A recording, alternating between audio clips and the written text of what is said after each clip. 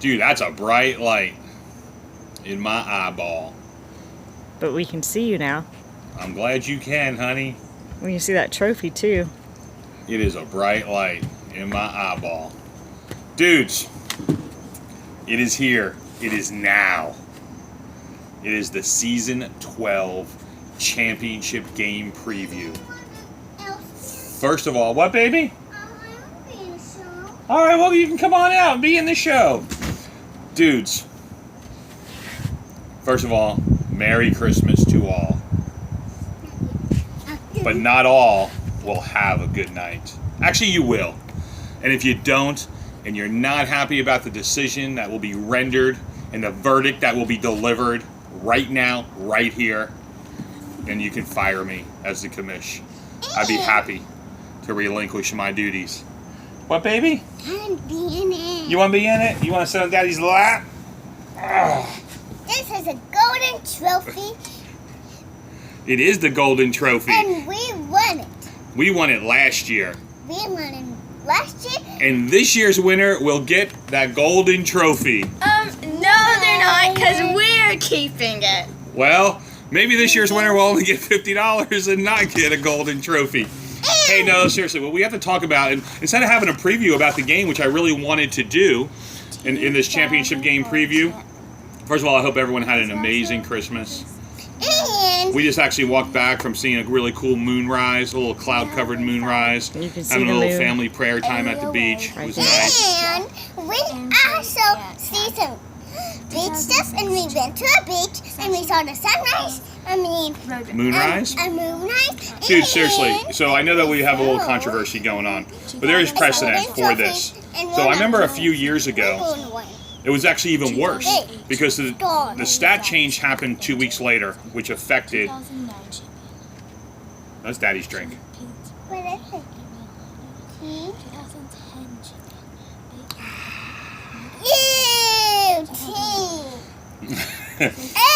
And the stat change happened like 2 weeks later, and it changed the score and the outcome of the game, and it's just a mess. This is a mess. What are the chances of this happening? Not very great, but obviously, you know, in our league, it's bound to happen, right?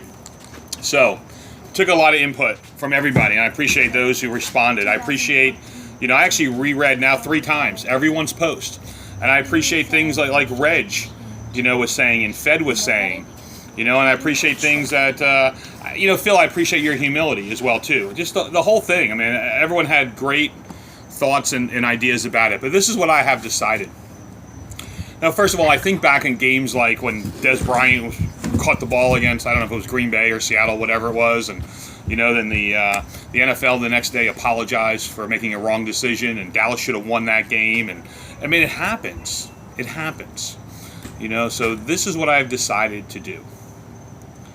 Obviously, Aaron, who doesn't deserve it, by the way, because the Turtle Canes, being the 10th highest scoring team in the league, is in that championship game.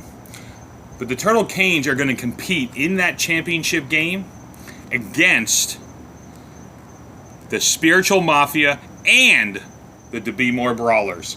Now, you're wondering, what are you talking about? I think it's hard because the games for the new week have already started.